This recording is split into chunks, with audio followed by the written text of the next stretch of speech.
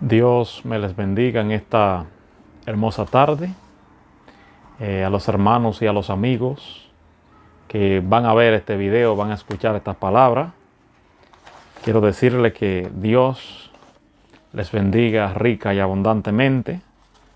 Estamos aquí con el propósito de llevar el mensaje de la palabra de Dios y advertirle a la iglesia de que estamos en la recta final, que en cualquier momento puede sonar la trompeta y solamente la escucharán aquellos que estemos listos para partir al encuentro de nuestro Señor Jesucristo en el aire.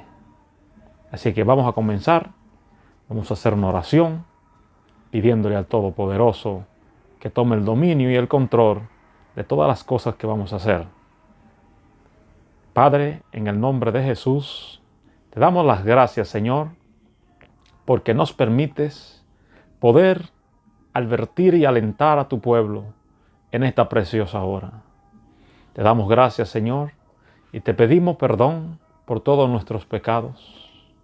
Y te pedimos, Dios, que por medio de tu Santo Espíritu, tú tomes el dominio y el control de todo lo que en esta tarde vamos a hacer. Vamos, Señor, a hablar de tu bendita y santa palabra. Gracias, Señor, te damos en el nombre poderoso de Jesús, nuestro Señor. Comenzamos entonces con el tema, el arrebatamiento y tipologías y prueba ilustrativa del arrebatamiento. ¿Por qué hablamos del arrebatamiento?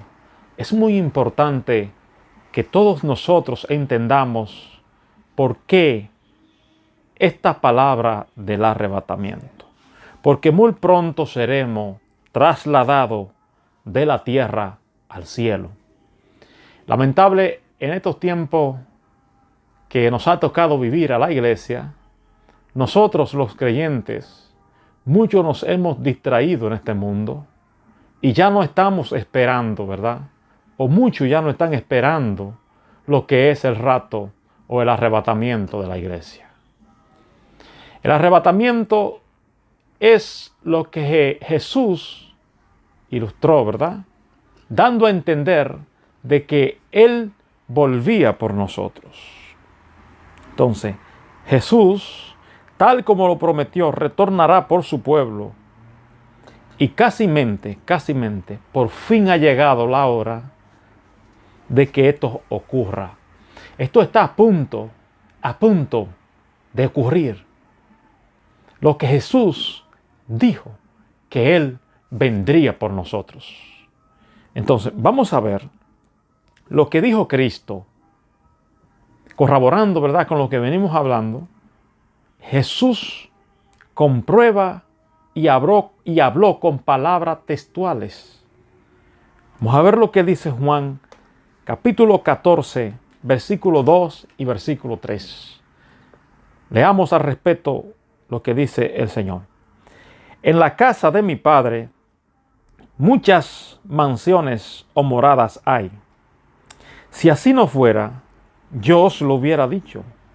Voy pues a preparar lugar para vosotros o para ustedes, y si me fuere, os prepararé lugar, vendré otra vez. El Señor está afirmando que Él vendrá otra vez.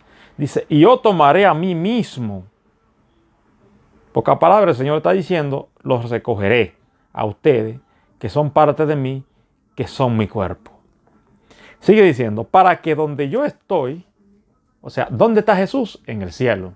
Entonces Jesús está diciendo, para que donde yo estoy en el cielo, ustedes también estén conmigo. Es una promesa del Señor, de que un día Él volverá por nosotros y nos llevará al lugar donde Él está. Y donde Él está es en el cielo.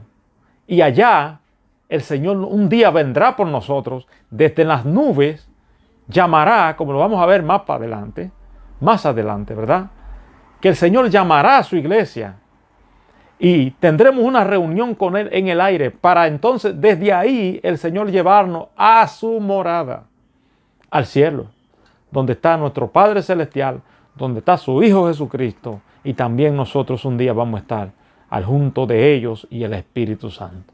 Ok, entonces seguimos. Vamos a ver lo que dice Primera Tesalonicenses, capítulo 4, versículo 13. Son versículos, ¿verdad? Capítulos y versículos que comprueban la inminente o el inminente regreso o la inminente venida de nuestro Señor Jesucristo por su pueblo. No nos estamos inventando nada. Es que el Señor viene. Creámoslo nosotros o no lo creamos, Cristo vuelve por su iglesia. Y el que no le esté esperando, lamentablemente, no se va a ir con él. Porque sencillamente, todo aquel que le está esperando, se santifica, se purifica, porque sabe que para el cielo nada inmundo entrarás. Entonces, dice 1 Tesalonicenses, capítulo 4, versículo 13 al 17, tampoco queremos, hermanos, que ignoréis acerca de los que duermen, o sea, de los que ya murieron, para que no os entristezcáis como los otros que no tienen esperanza. Y el versículo 14 dice, porque si creemos que Jesús murió y resucitó, así también traerá Dios con Jesús a los que durmieron, o los que durmieron murieron. Tradúcase la palabra durmieron aquí como murieron, para que podamos entender mejor. Por lo cual os decimos esto en palabra del Señor. Escuche lo que Pablo está diciendo. Pablo dice que lo que está hablando es la palabra del Señor. O sea, que no es algo inventado por él mismo. No es un sentimiento humano, no es un pensamiento humano. Es palabra de Dios lo que Pablo está hablando. Por lo cual os decimos esto en palabra del Señor, que nosotros que vivimos, que habremos quedado hasta la venida del Señor, no precederemos, entiéndase, no nos adelantaremos a los que durmieron o a los que murieron. No nos vamos a ir adelante. Los que estemos vivos para ese entonces, para la venida del Señor, para cuando Cristo regrese por su pueblo, no nos vamos a adelantar a aquellos que murieron. Vamos a ver lo que sucede. Dice el versículo 16, porque el Señor mismo, con voz de mando, con voz de arcángel, con trompeta de Dios, descenderá del cielo. Y los muertos en Cristo resucitarán primero. Todos aquellos que han muerto con la esperanza de ver al Señor, murieron con la esperanza de que ese Mesías venía. Incluso desde antes de Cristo venir en la ley, hubieron personas que murieron con la esperanza de que ese Redentor iba a venir por ellos y lo iba a redimir. Y que aún del polvo, como dijo Job capítulo 19, versículo 25, Job dice, yo sé que mi Redentor vive y aún yo sé que se levantará sobre el polvo. Job sabía que ese Redentor venía. Y al igual que Job, muchos patriarcas, muchos creyentes en el Señor, en el Antiguo Testamento, también murieron con esa esperanza. Y desde Adán, ¿verdad? Desde el primer humano que murió, teniendo la esperanza en el Señor, confiando en Él, entonces ese día de la resurrección resucitarán todos. Por eso dice la Biblia que nosotros no nos adelantaremos a ellos. Ellos van a resucitar primero, dice la Biblia. Y luego nosotros, los que vivimos, los que hayamos quedados, seremos arrebatados. Por eso hablamos de este tema, el arrebatamiento, ¿verdad? Y tipología y prueba ilustrativa del arrebatamiento. Ahora simplemente estamos hablando del arrebatamiento, pero ahorita vamos a hablar de la tipología del arrebatamiento. Ok.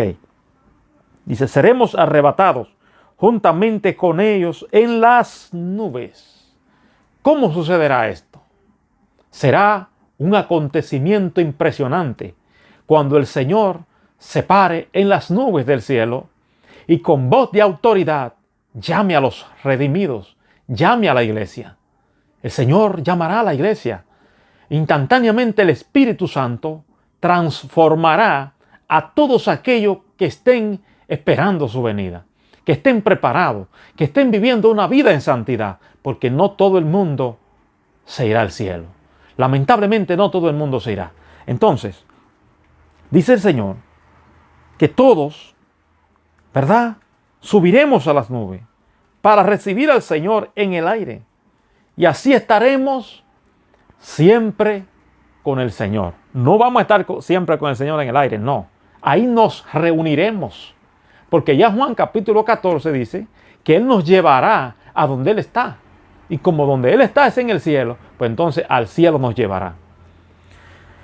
Seguimos leyendo otros pasajes de las Sagradas Escrituras que sí comprueban, ¿verdad?, la inminente venida de nuestro Señor Jesucristo. El inminente regreso del Señor Jesucristo por nosotros para llevarnos al cielo. Primera de Corintios, capítulo 15, versículos 51 y 52. Vamos a ver cómo sucede esto del arrebatamiento. ¿En qué tiempo? ¿Qué tiempo durará el arrebatamiento? Vamos a ver lo que dice la Biblia al respecto. Dice la Sagrada Escritura, que es palabra de Dios. Dice el apóstol Pablo, inspirado por el Espíritu Santo, hablándole a la iglesia de Corinto. Una iglesia que él fundó, él mismo la fundó, y ahora el mismo Espíritu Santo lo inspira a escribirle cartas a ellos para darle a entender que Jesús pronto volvería por nosotros. Dice, he aquí os digo un misterio. Un misterio. No todos dormiremos. Entiéndase que la palabra aquí dormiremos, volvemos a repetir. No todos moriremos. Para que podamos entender mejor. No todos moriremos. Aquí dice dormiremos porque la palabra del Señor a los justos que mueren, a las personas que mueren sirviéndole a Él de todo corazón, no dice que han muerto, dice que están durmiendo. Para que podamos entender que el Señor habla de un descanso para aquellos que le sirven a la hora de morir. Ok, entonces dice, no todos dormiremos, no todos moriremos, pero todos seremos transformados. Transformados. Este cuerpo corrupto, este cuerpo corruptible, el Espíritu Santo lo revestirá de incorrupción. Al revestirlo de incorrupción, entonces nuestro cuerpo ya no será un cuerpo de carne. Será un cuerpo inmortal, semejante al del Señor, semejante al de los ángeles. Ok, pero seguimos. Dice el versículo 52, ¿cómo va a suceder el arrebatamiento?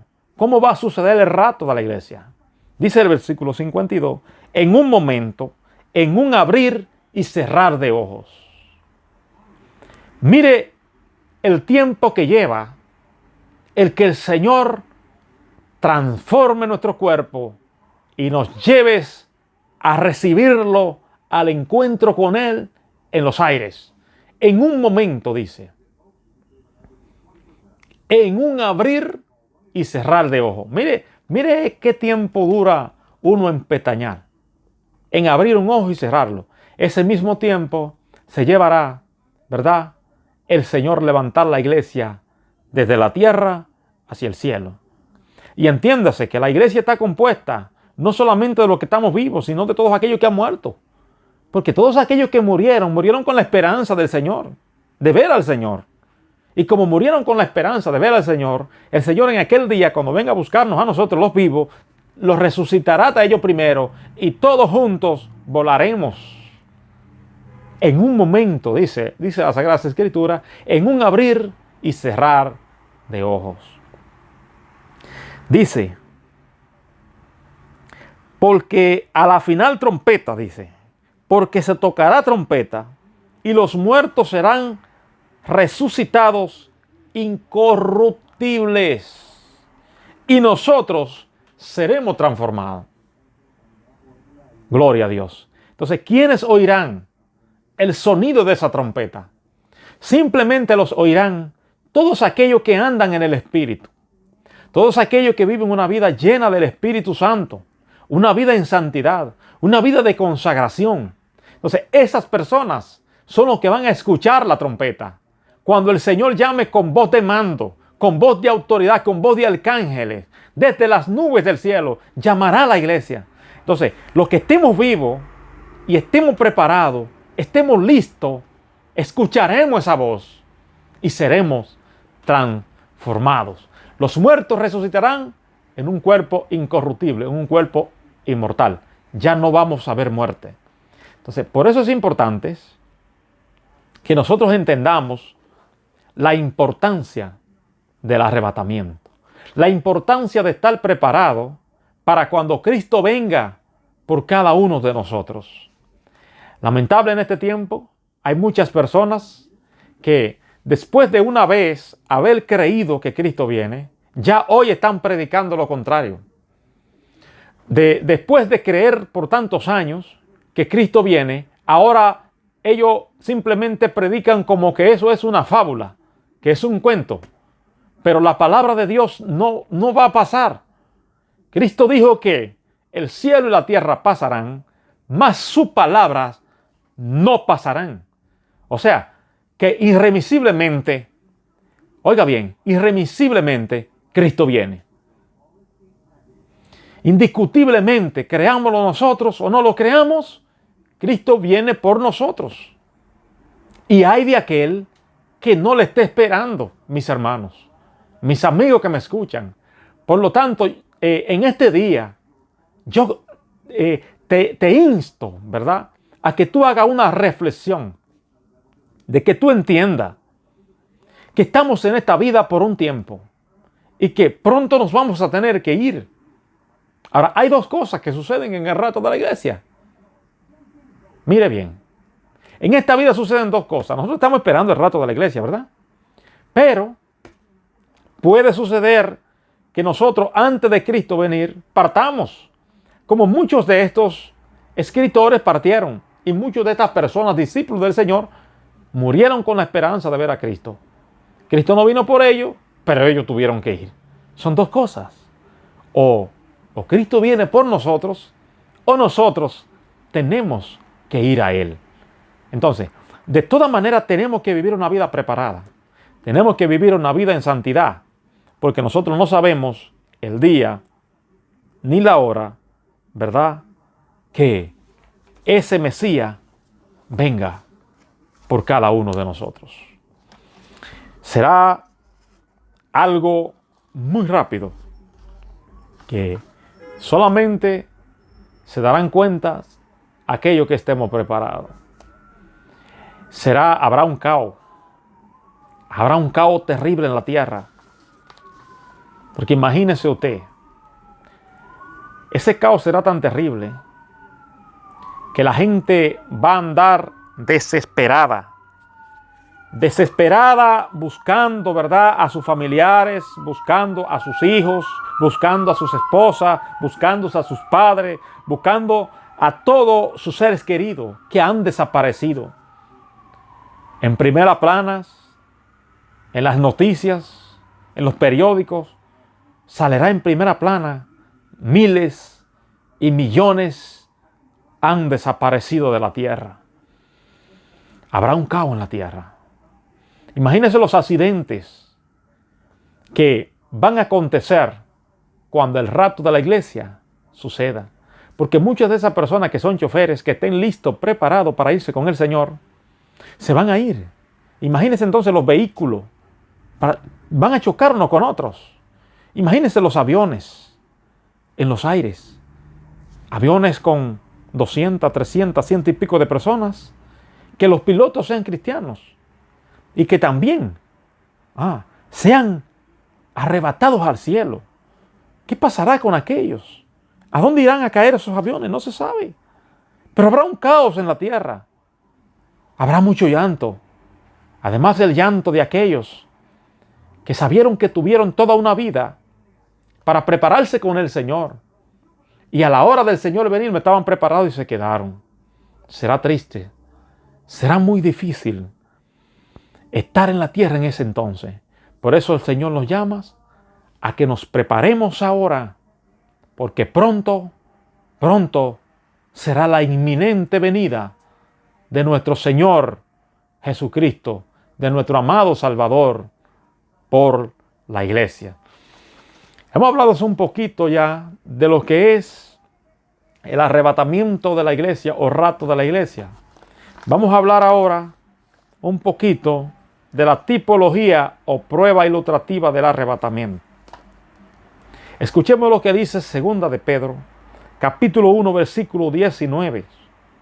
Dice, tenemos también la palabra profética más segura, a la cual hacéis bien en estar atentos, como a una antorcha que alumbra en lugar oscuro, hasta que el día esclarezca y el lucero de la mañana salga en vuestros corazones. Nosotros hacemos bien en estar atentos, ¿verdad?, a la palabra profética más segura. ¿Usted quiere profecía? ¿Usted quiere que se le hable bien? Escuche la palabra profética más segura. Que si tú haces bien, si yo hago bien en estar atento a esta palabra profética, como a una antorcha, dice la Biblia, que alumbra en lugar oscuro, hasta que el día esclarezca y el lucero de la mañana salga en vuestros corazones. ¿Qué es el lucero de la mañana? El lucero de la mañana es una tipología de Cristo. Entonces, hasta que Cristo salga, hasta que Cristo nos ilumine y venga por nosotros y nos levante y seamos arrebatados al cielo, estemos atentos a esta palabra profética. Por eso muchos hoy están siendo engañados, porque la mayoría de las personas lo que andan es detrás de profecías, de que se le habla bonito, de que el Señor te va a bendecir, de que Dios te va a dar carro, de que Dios te va a dar casa, de lo que Dios tiene para ti, no te lo quita nadie, y un sinnúmero de cosas, etcétera, etcétera, etcétera. Que si la vamos a mencionar, lo que hace es que desvían a la gente de Dios. Porque la gente anda detrás de profecía, pero a la gente no le gusta que le diga la verdad. Y el verdadero hombre de Dios que tiene la palabra profética de Dios, confronta el pecado, confronta a la gente cuando está mal. Entonces, por eso dice la Biblia que tenemos la palabra profética más segura, en la cual nosotros hacemos bien en estar atentos a ella. Y la misma palabra profética más segura son las que nos están anunciando a nosotros que Cristo viene por nosotros. Entonces, dejémonos ya de andar detrás de profecía y busque la profecía de la palabra profética más segura, que son las que, al fin y al cabo, nos alientan y nos dan la confianza y la seguridad de que Cristo viene por cada uno de nosotros. Entonces, el concepto de tipología es un ejemplo ilustrativo sobre algún evento. Es una enseñanza que sirve como modelo para algo que deseamos aclarar o profundizar. Eso es el concepto de tipología. Se le puede llamar también alegoría. Hay muchas cosas que el Señor habló en tipología, ¿verdad? O en alegoría, como usted quiera llamarle. Pero ya vimos lo que es el concepto, ¿verdad? De tipología. Es un ejemplo ilustrativo sobre algún evento, ¿verdad? Es una enseñanza que sirve como modelo para algo que deseamos aclarar o profundizar. Se le puede llamar también, alabado sea el Señor, alegoría. Ok, seguimos en el nombre del Señor. Vamos a hablar de un concepto de tipología, ¿verdad? Vamos a hablar del concepto primero, número 1. Algo que Jesús enfatizó de que sería inminente esta señal. Hablando en tipología, dice, como en los días de Noé, así será la venida del Hijo del Hombre. Ok. Seguimos. El Señor habla, dice, como los días previos al diluvio, son las primeras ilustraciones, ¿verdad?, que está próximo a ocurrir en la tierra. Y vamos a ir con puntos de detalles, gloria a Dios, vamos a ir con puntos de detalles a estas ilustraciones. El amo de la creación, alabado sea el Señor, el amo de la creación que es nuestro Dios, que es nuestro Señor, que es nuestro Creador, nos está dando una advertencia que como en los días de Noé, así será su venida. Entonces, el Señor, en los días de Noé, le dio a esa generación, le dio 120 años de plazo a esa humanidad o a esa generación para que reconozca su maldad y se arrepintiera. Pero la humanidad prediluviana colmó realmente la paciencia del Señor. La colmó. Dios llegó a un colmo que dijo, ya no aguanto más. Y le dice a Noé, construye un arca porque he decidido el fin de todo ser vivo sobre la tierra. Alabado sea el Señor.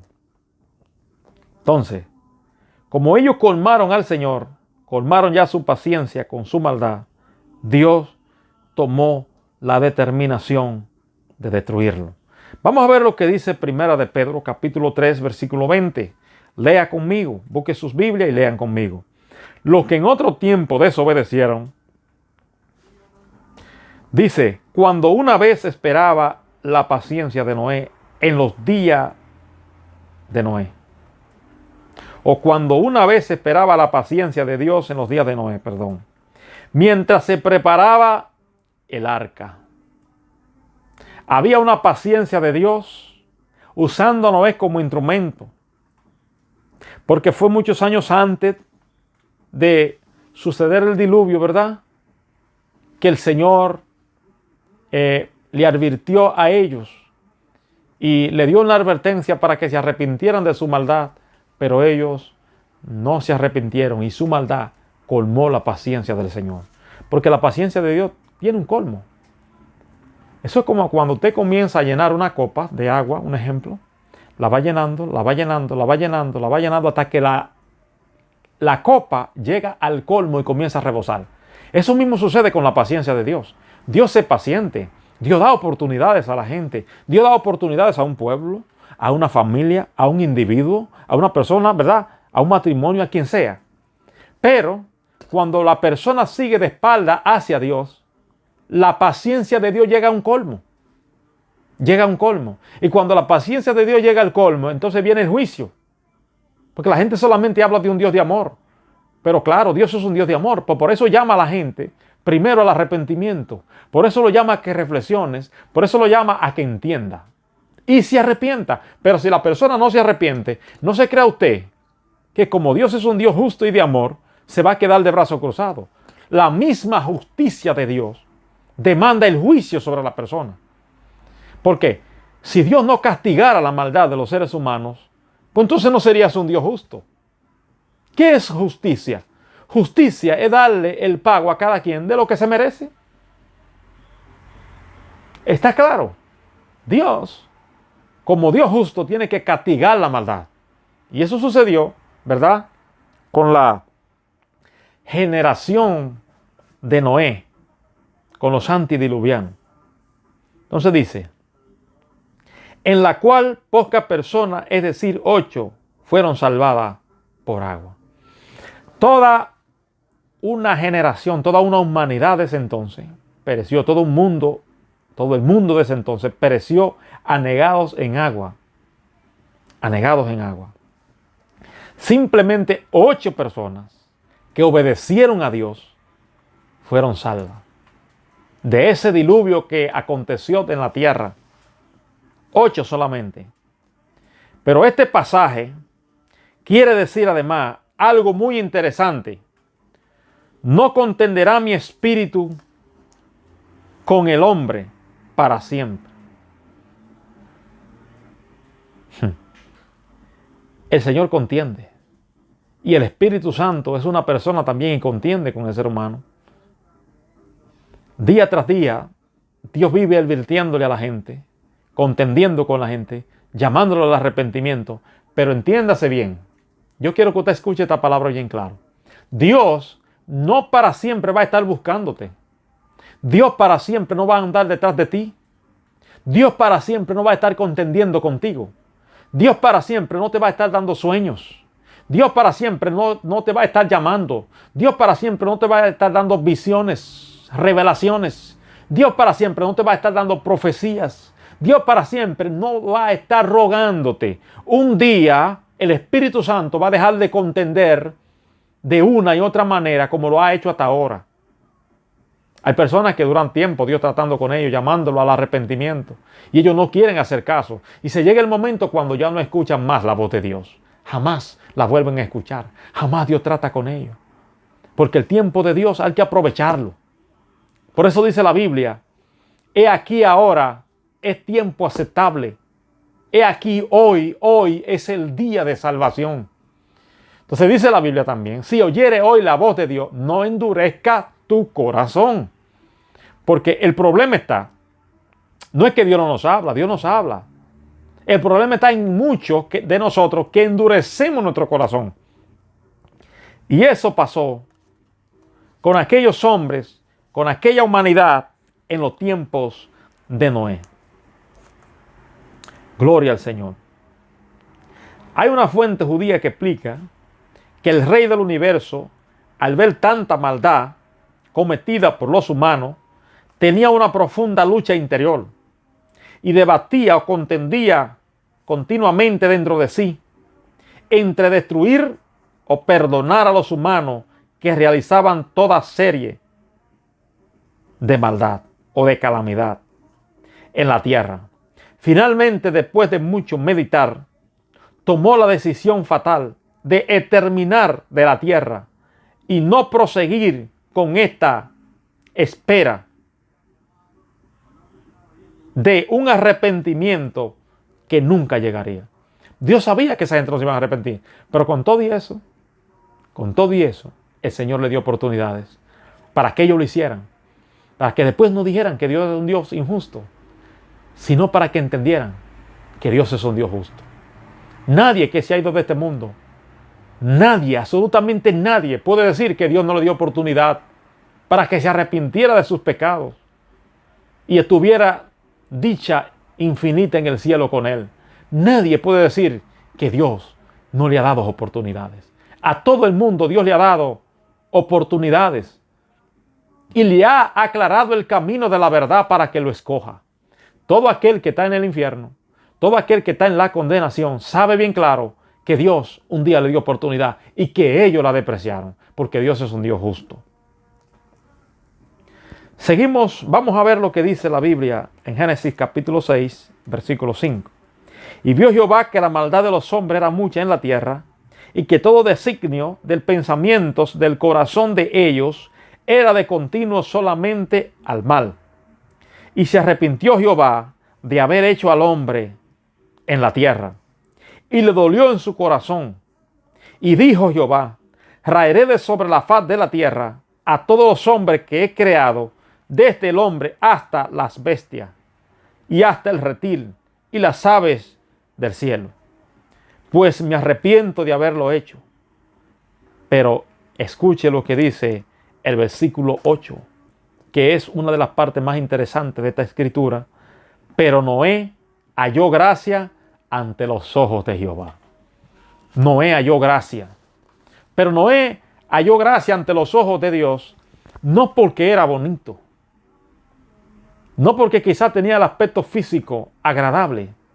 No, Noé halló gracia ante los ojos de Dios porque era un hombre que amaba a Dios, que le servía a Dios de todo corazón, que tenía temor de Dios en su corazón y no actuó conforme a toda una generación de ese entonces. No actuó conforme a sus actos, a sus vicios, sino que era un hombre que amaba a Dios, caminaba con Dios y era amigo de Dios.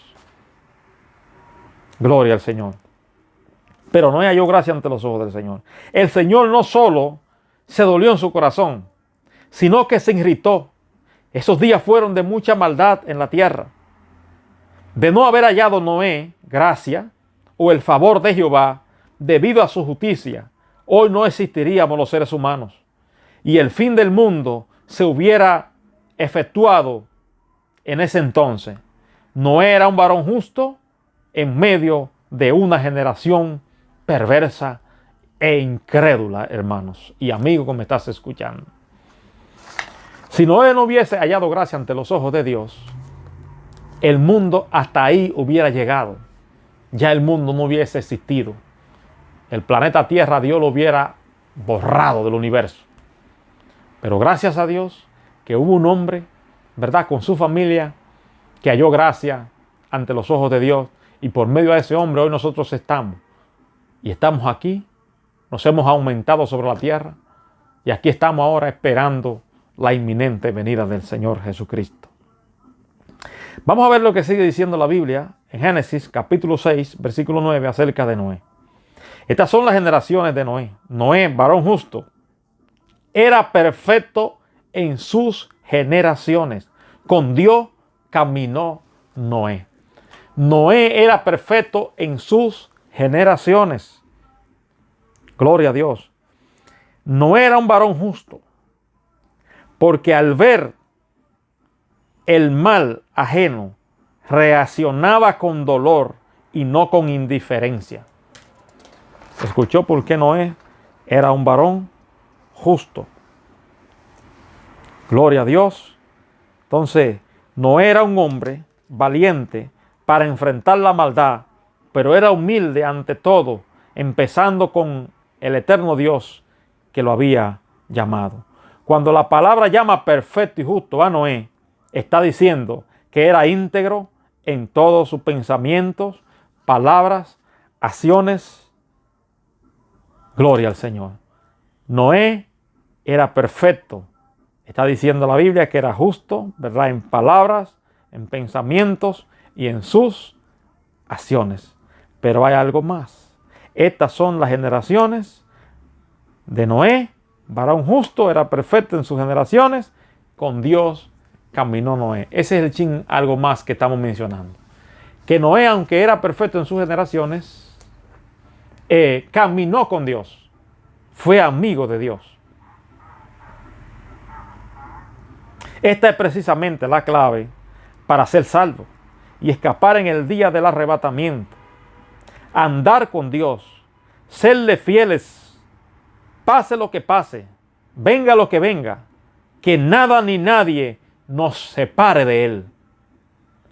Esta es una clave muy importante que nosotros tenemos que entender. Para poder irnos al arrebatamiento, tenemos que caminar con Dios, ser amigos de Dios, ser amigos personales de Dios, ser dirigidos por la persona de su Espíritu Santo para poder irnos en el rato de la iglesia. Alabado sea el nombre del Señor. Gloria a Dios. Entonces seguimos, ¿verdad? El arrebatamiento y las ilustraciones del diluvio. Los días previos al arrebatamiento serían, dijo Jesús,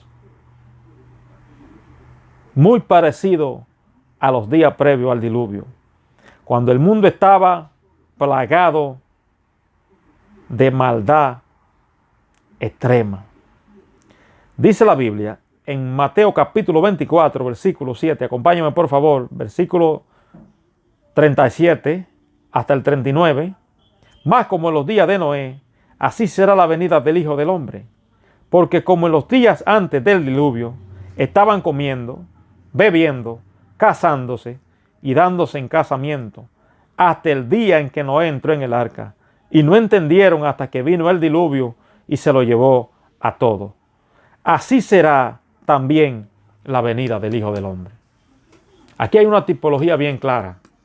En el tiempo de Noé, las personas estaban muy distraídos en las cosas de la vida, muy ajenos a que pronto iba a venir el diluvio. Pero dice la Biblia que ellos no entendieron.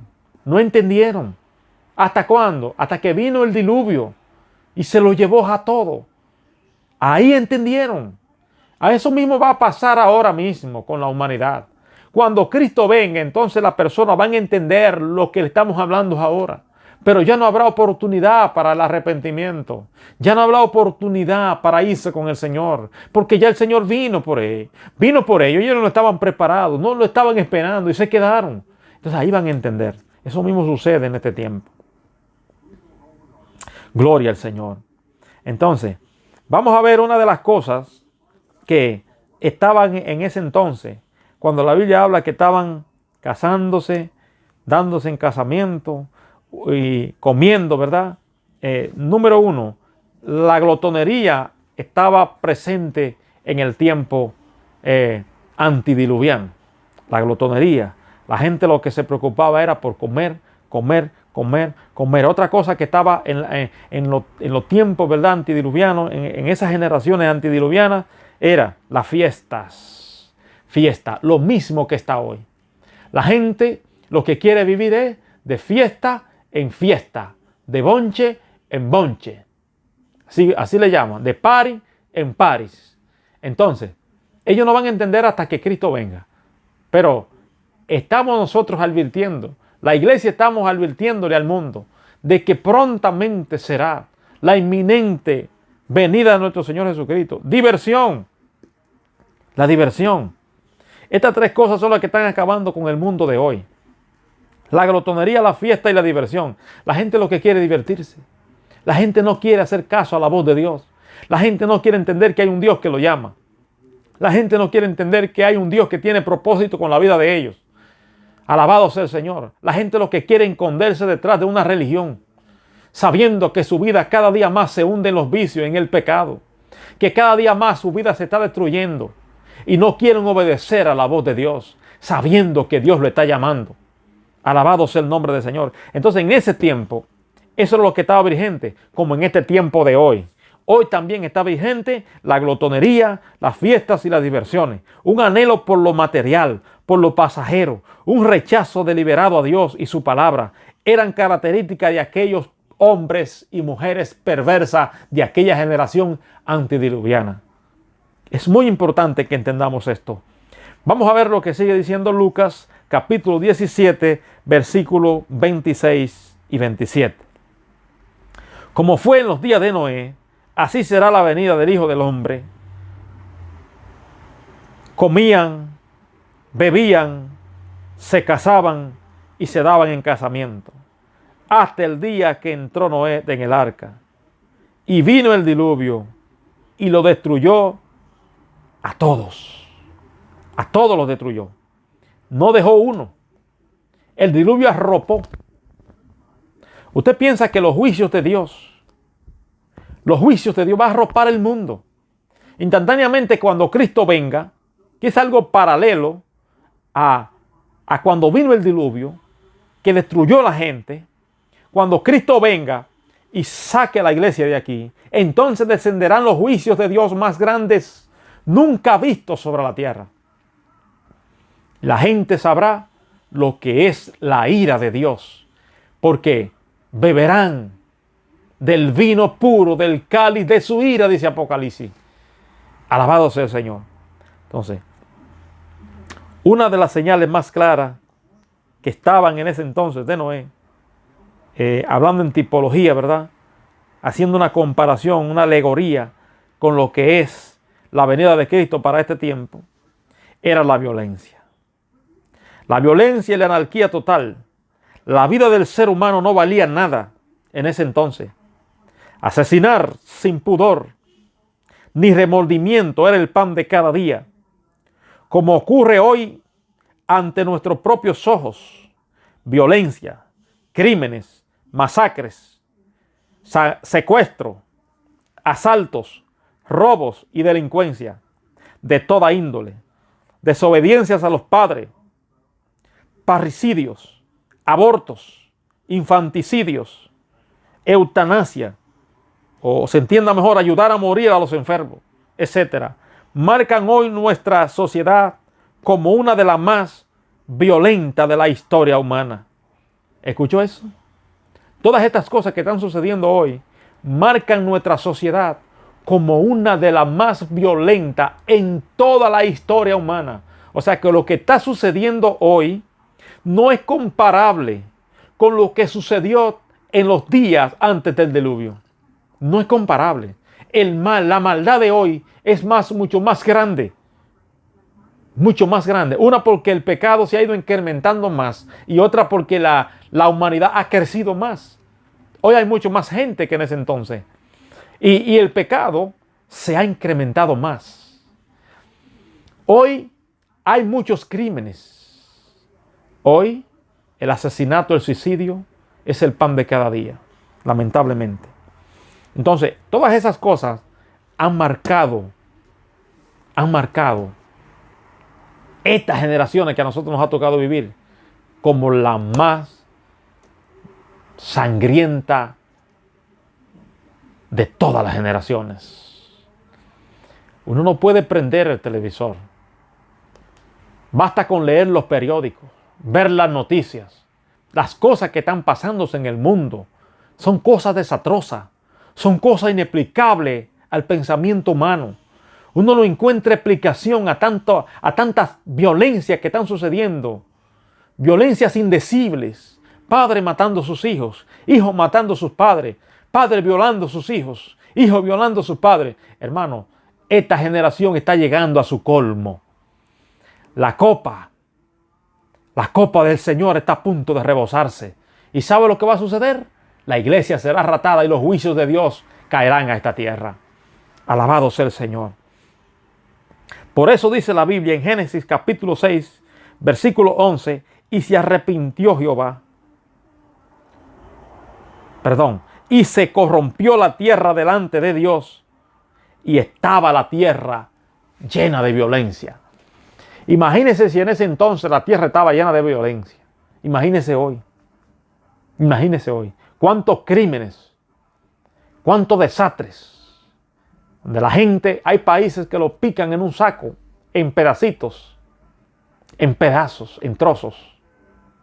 Hermanos, y nadie sabe quién lo mata. Una sociedad, la que nos ha tocado vivir, muy difícil, donde hay tensión en la gente, donde hay una inseguridad total, donde las personas no están seguras aún en sus propias casas. Y qué no decir en las calles.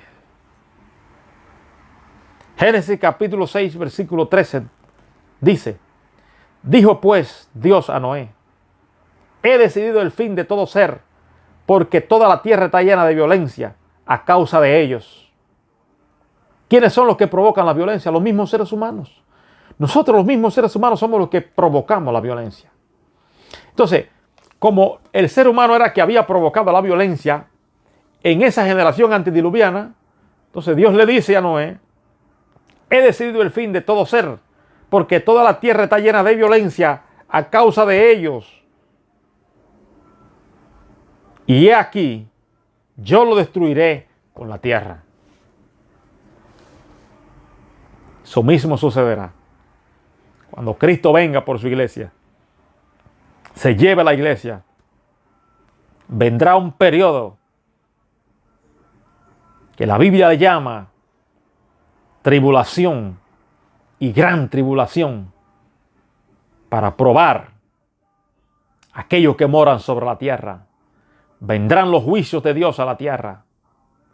Luego de eso, al final de ese periodo de tribulación, que son 7 años, Cristo vendrá a la tierra a instaurar un reino de 1000 años de justicia, y al final de esos 1000 años, pues entonces la tierra será destruida, la tierra será quemada, y nosotros, dice la Biblia, esperamos según su promesa cielo nuevo y tierra nueva en lo cual mora la justicia.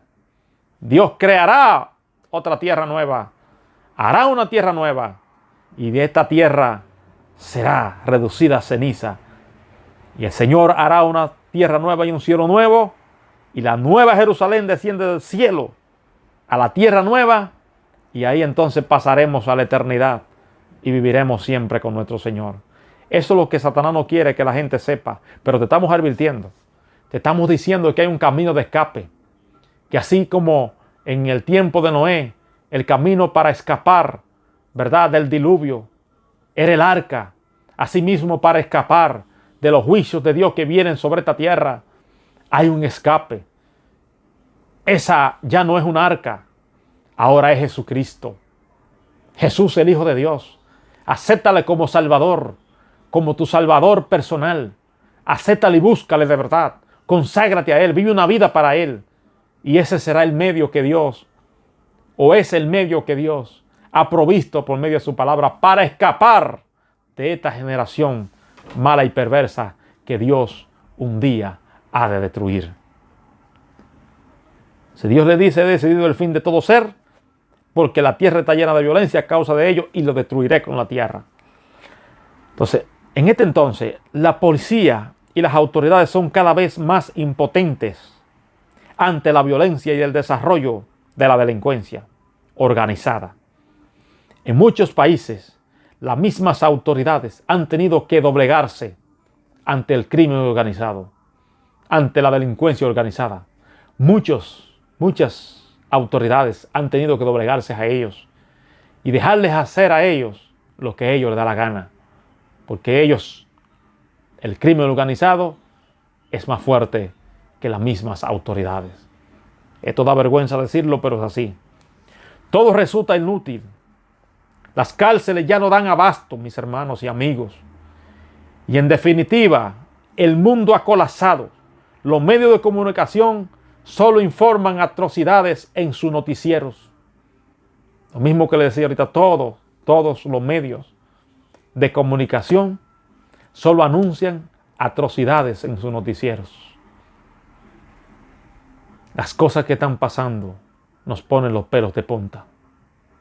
Las cosas que están pasando nos están dando un claro anuncio de que pronto el Rey vuelve, de que pronto Cristo viene por su novia, que es la iglesia, de que pronto sonará la trompeta, de que pronto seremos raptados, arrebatados, transformados para recibir al Señor en el aire. Y así estaremos siempre con el Señor, como las palabras que leímos. Mis amados hermanos, mis amados amigos que nos están escuchando, nos están sintonizando, es tiempo de volverse a Dios. Es tiempo de echar una mirada hacia adentro y entender que el tiempo del llamado de Dios se está acabando. Otra cosa que está sucediendo hoy, que son una clara señal de lo que es el arrebatamiento de la iglesia, y que también sucedió en aquel entonces, en aquellos antediluvianos, la gente que vivieron antes del diluvio, también sucedió. Esto no es nuevo, pero que ahora ha ido en incremento, de manera que es vergonzoso hablar de las cosas que están sucediendo hoy. La inmoralidad sexual y desenfreno moral, dígase los vicios, el incremento de la homosexualidad, el lesbianismo y toda clase de pornografía e inmundicia, como los vicios del alcoholismo y la drogadicción, era típica en los días de Noé. La búsqueda insaciable de placer sexual está destruyendo a la juventud y a la humanidad entera. La gente lo que quiere es tener placer sexual. Por eso el matrimonio ha llegado a un punto de que ya los hombres y las mujeres no se quieren casar, no quieren tener compromiso. No lo quieren tener. Por eso hay tantos niños en las calles, por eso hay tantos niños en las drogas, por eso hay tantas delincuencias, porque hay muchos niños engendrados por padres que ellos ni siquiera los conocen. Y todo eso es producto de este desenfreno, mis amados hermanos y amigos, este desenfreno sexual. Alabado sea el nombre del Señor, esta inmoralidad sexual. Entonces, gloria a Dios. La búsqueda insaciable de placer sexual está destruyendo a la juventud y a la humanidad entera y será juzgada muy pronto por Dios. A ver lo que sigue diciendo Génesis capítulo 6, versículo 12. Y miró Dios la tierra, y aquí estaba corrompida, porque toda carne había corrompido su camino sobre la tierra. Dios miró la tierra y vio que la tierra estaba corrompida. Era una señal clara para que la copa de la paciencia de Dios se colmara, llegara al colmo y Dios tuviera que explotar con juicio y destruir esas ciudades, destruir esa generación antediluviana. Eso mismo está pasando hoy. Eso mismo está pasando hoy. El SIDA que ya infectó casi el 60% de África. Es una suma. La enfermedad más peligrosa del mundo, Dios la inventó para sancionar a los inmorales. Muchos se preguntan, ¿pero por qué la enfermedad del SIDA? La enfermedad del SIDA simplemente viene por la inmoralidad sexual. Indiscutiblemente es así es. Porque cuando un hombre y una mujer enfrentan el matrimonio, es imposible, si se son fieles, que esa enfermedad lo toque. Porque ¿de qué manera va a llegar? Si eso se transmite, en la mayoría de los casos, se transmite, ¿verdad?, por relaciones sexuales. Entonces, mayormente el 60% en el África está infectado de SIDA. Esto es un número aproximado, puede haber más. Alabado sea el nombre del Señor. Estamos viviendo, hermanos, los tiempos finales. Entonces, producto de la misma homosexualidad y el lesbianismo, también viene la SIDA. Muchos homosexuales y muchas lesbianas mueren por esta enfermedad llamada SIDA. Alabado sea el nombre del Señor.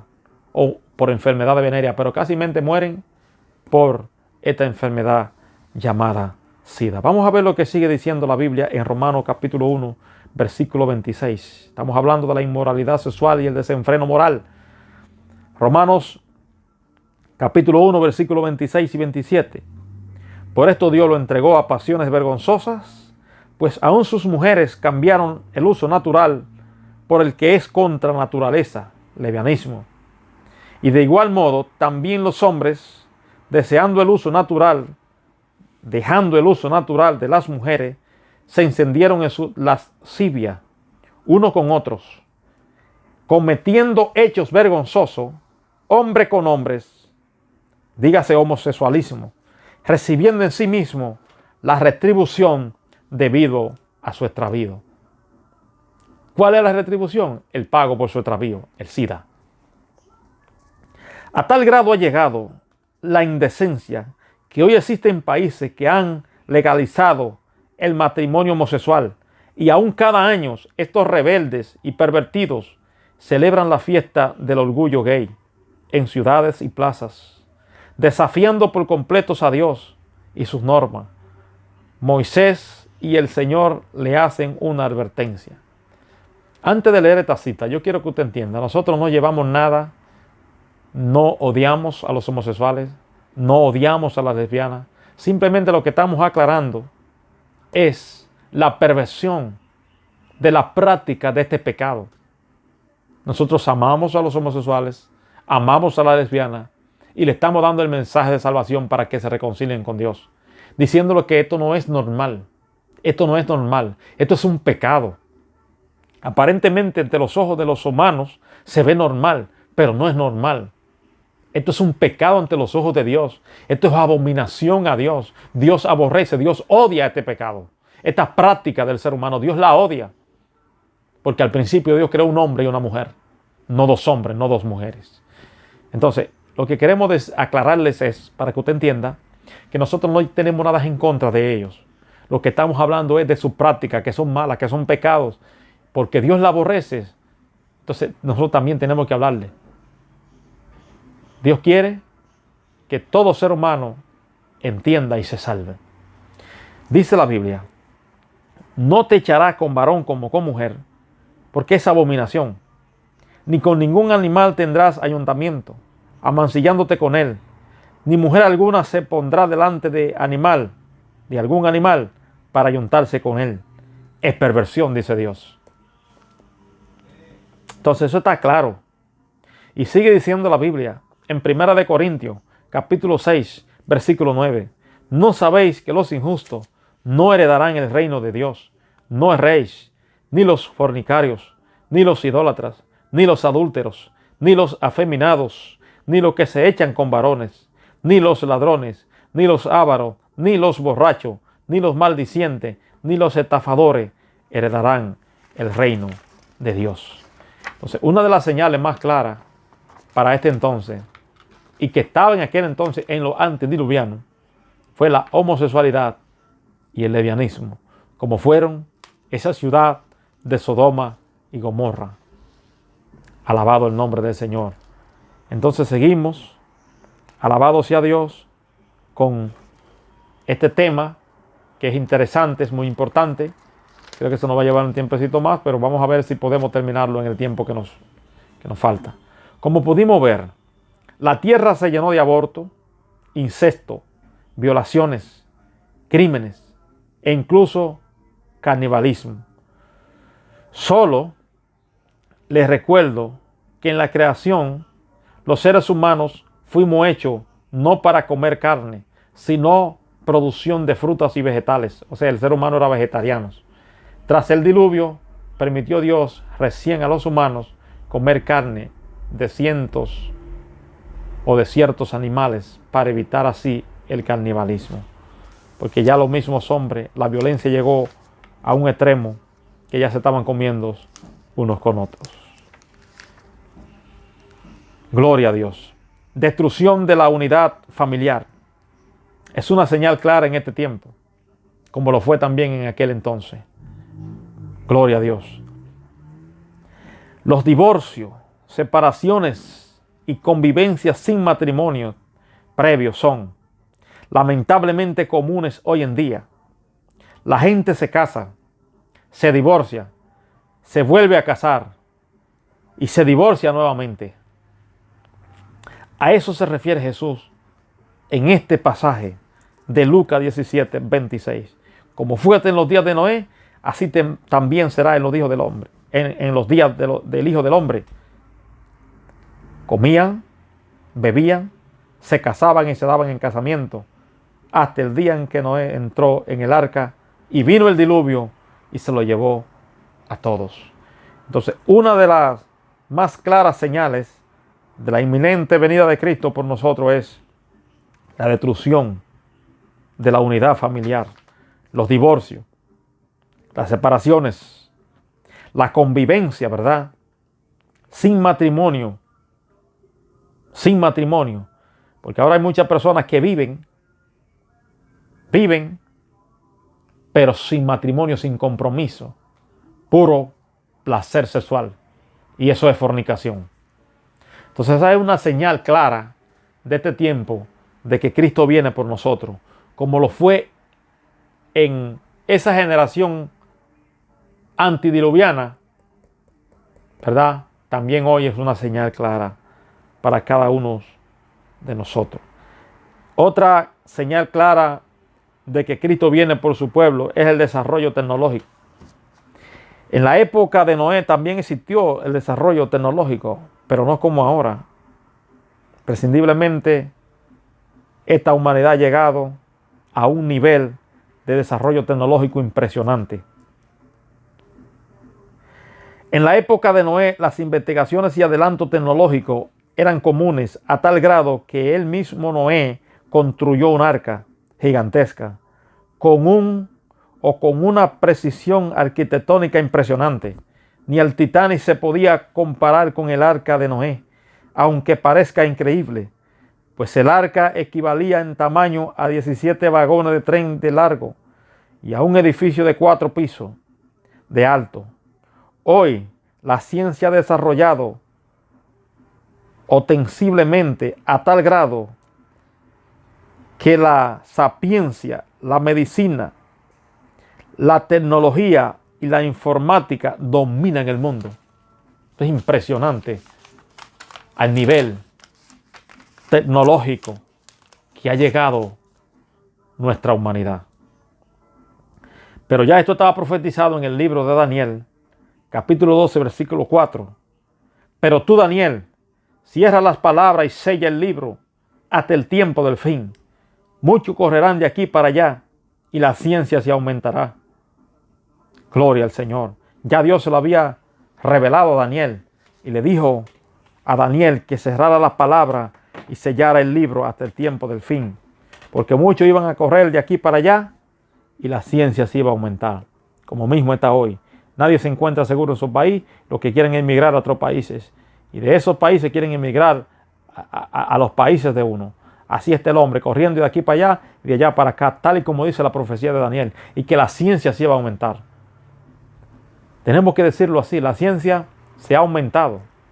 El hombre es muy activo, muy tecnológico, muy sabio en cuanto a la tecnología, pero en cuanto a Dios sigue siendo más enano. Según ha ido creciendo en el conocimiento, en lo espiritual ha ido menguando. La gente, mientras más tecnológico es, más se aleja de Dios, hablándose en términos de la humanidad. Alabado sea el nombre del Señor. Entonces seguimos, porque se dice que Noé era un hombre justo. Vamos a entrar en esta interrogancia. ¿Por qué se dice que Noé era un hombre justo?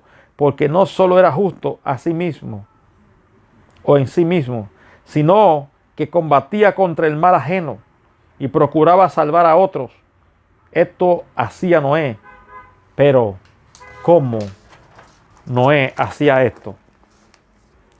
Para armar el arca comenzó muy temprano la tarea. 120 años antes del diluvio, plantó cerro o cedros por 3 razones.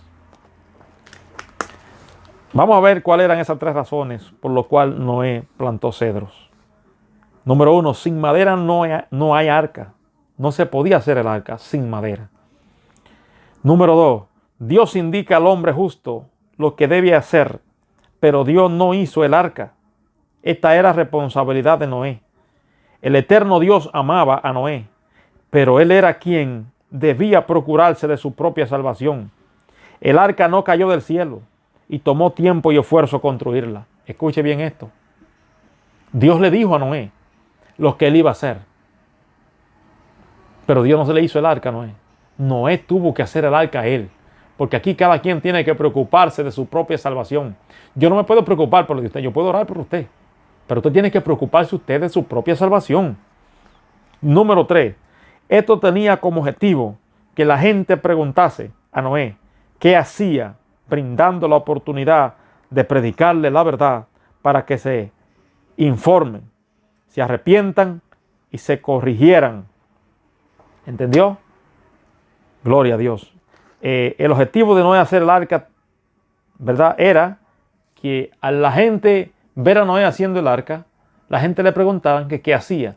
Entonces ahí Noé tenía una puerta abierta para poderle predicar a la gente. Dios les bendiga. Hemos llegado ya al final de este video, esperando que le haya sido de gran bendición a los que escucharon y a los que también van a escuchar. Hemos terminado con este tema, el arrebatamiento. Esta es la primera parte de este tema. Voy a hacer una segunda parte. Así que visita nuestro canal de YouTube, Reflexiones de Benjamín Mora. También estaremos en Facebook, llevando la palabra de Dios. Y que suscríbete a nuestro canal para que YouTube te mande las notificaciones cada vez que subamos un video y te pueda hacer de edificación a tu vida. Así que Dios te bendiga, Dios te guarde y nos vemos en el próximo video. Que la paz de nuestro Señor Jesucristo, que sobrepasa todo entendimiento, repose sobre sus corazones. Dios les bendiga. Maranata, Cristo viene.